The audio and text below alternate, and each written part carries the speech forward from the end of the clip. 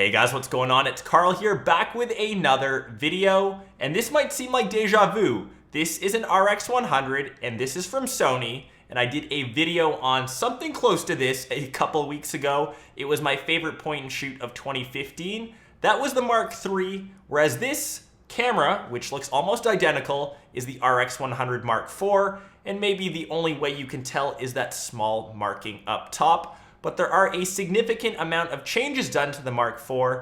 Mainly, this now shoots in crispy 4K. So the RX100 Mark IV is Sony's fourth iteration of their top tier or top end point and shoot. And by top end, this thing can compete with other entry-level DSLRs or even mid-range DSLRs, which is crazy considering how tiny this thing is. Obviously not as small as a smartphone, and if you're wearing tight jeans, it may have a bit of a bulge, but the fact that you can keep this in your pocket or handy at all times is something definitely to consider. A few specs: it's got a 1-inch sensor, that 24 to 70mm lens, that's f1.8 to 2.8. It has a built-in EVF, which we'll get to, super high shutter speed, 40 times super slow-mo, and a 180-degree tiltable LCD. Powering on the Mark IV, the camera comes to life, and obviously now the lens is extended, and this will no longer fit into your pocket, no matter how large pants you have. We do have Zeiss glass on the Mark IV, just like the Mark III, Mark II, and Mark I, so you know this is quality glass, even though it is fixed. 1.8 for that nice bokeh background. Everything will be blurred out if it isn't in focus. One of the telltale signs this is a Mark IV is, of course, the listing or the actual name, Mark IV, up top. It also says it shoots in 4K. It has that EVF finder, which is so handy to have, especially in really bright situations, but still has that same issue. When you press it down, the actual camera turns off. But the EVF is such a great feature and so amazing considering how tiny this camera is. Please let more point and shoots have electronic viewfinders. Okay, a bit around the camera in case you've never seen one. We've got the on and off button up top, as well as the zoom rocker and the shutter release. We also have the dial wheel to select what mode you're going to be shooting in. Primarily, I'm in video, and we also have the pop-up flash. Nice and easy, and it stores away without any fuss.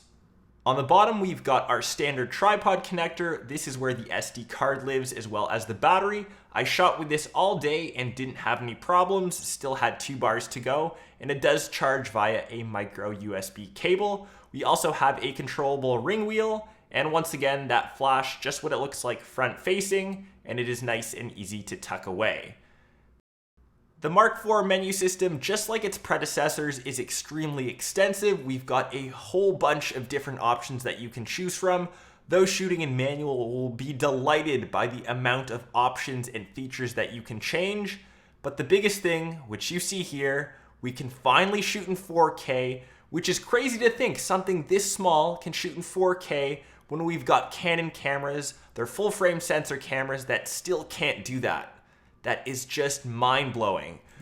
You are limited to 5 minutes, and I've heard a few issues of overheating. It does get quite hot when you're shooting in 4K. Keep that in mind.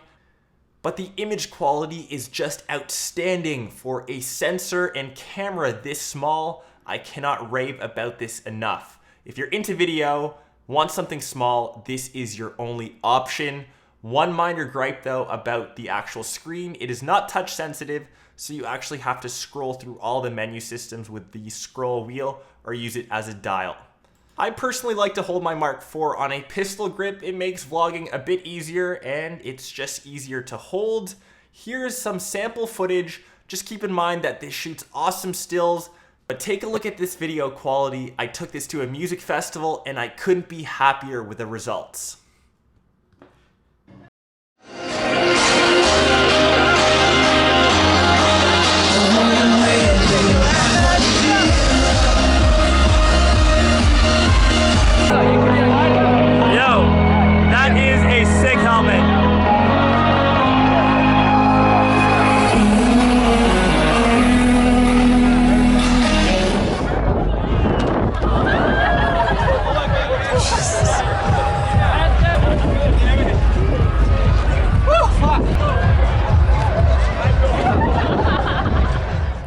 there is one minor gripe that I'm still not sold on the Mark IV or the RX100 series in general, is the 180-degree tiltable screen. It is awesome to shoot selfies and to vlog, but when you're using this on the go, it just seems a bit flimsy, and if you slightly hit it or move it backwards, the image will flip upside down, and I found myself more often than not having to prop up the LCD to touch the camera to get the actual image to display the right way. I still think it's slightly too flimsy for my liking. Other than that, I honestly think the Mark IV is not even just the best point and shoot camera, but a solid camera overall. This will outperform DSLRs, and it is so small, so compact to have that I can wholeheartedly recommend this thing as long as you can afford it. This is one awesome piece of kit to own. That was my review of the RX100 Mark IV, hands down the best point and shoot of 2015. I feel like that is deja vu since I said that about the Mark III.